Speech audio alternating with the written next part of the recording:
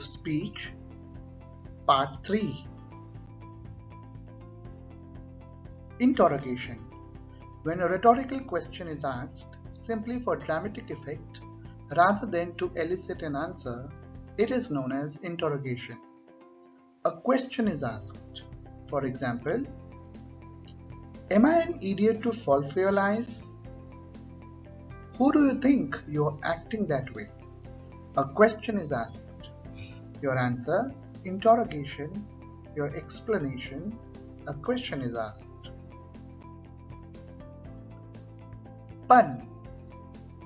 When a word is used with more than one meaning to create humor or a light-hearted moment, it is known as pun.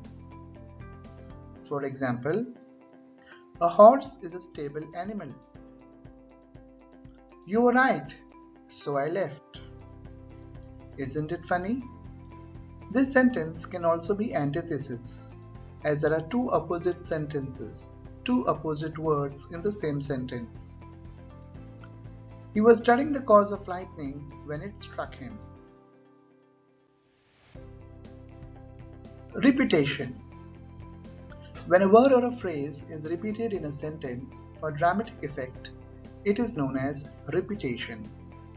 Note: words can be repeated anywhere in the sentence and not necessarily after each other. For example, I could go on and on about my children. Your on is repeated presently. I have to go miles and miles before I reach anywhere near the next town. Your mile is repeated pleasingly. The next figure of speech is apostrophe. When the writer of any text or poetry addresses an imaginary, inanimate or absent person, it is known as apostrophe. For example, O Lord, help me say no. Your Lord is addressed as imaginary. O moon, give me a basket full of moonlight. Your moon is referred to as imaginary. Consonants.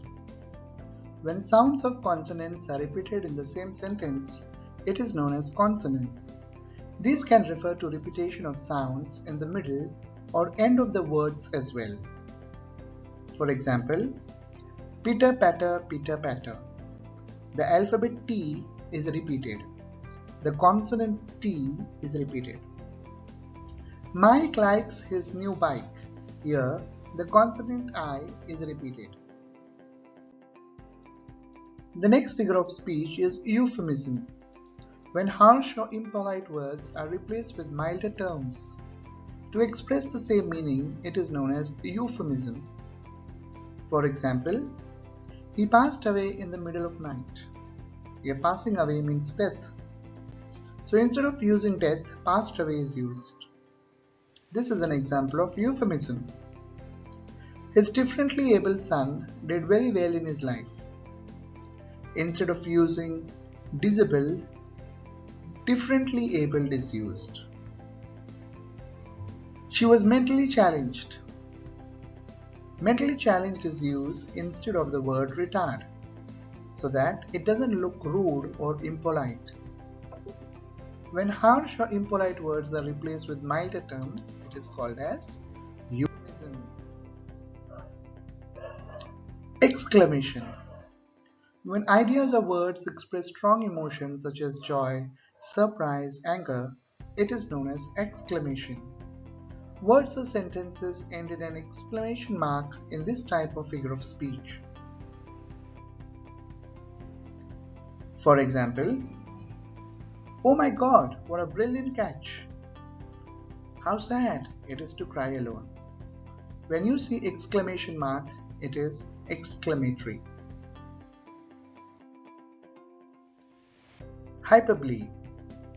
When words or ideas are exaggerated for a dramatic effect, it is known as hyperbole. For example, I am so hungry I could eat a horse. It is a false statement. No one can eat a horse. I've told you thousands of times to clean your room. Again, this is a false statement.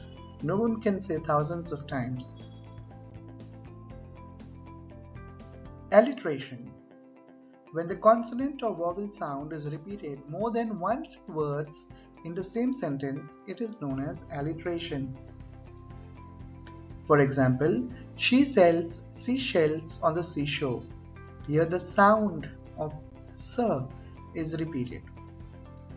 We need to match the sounds of the alphabet. So when I say the word kite and cook, k, will have the same effect as both have similar sounds. More examples. Twinkle, twinkle, little star. So here, k is repeated. My books are on the bench in the backyard. Bench, in, e is repeated. Epigram. An epigram refers to concise, witty, memorable, and sometimes even surprising or a satirical statement. For example, the more corrupt the state, the more numerous the laws. This is a satirical statement. I can resist everything but temptation. This can be a surprising statement. I hope you understood the figures of speech. Thank you.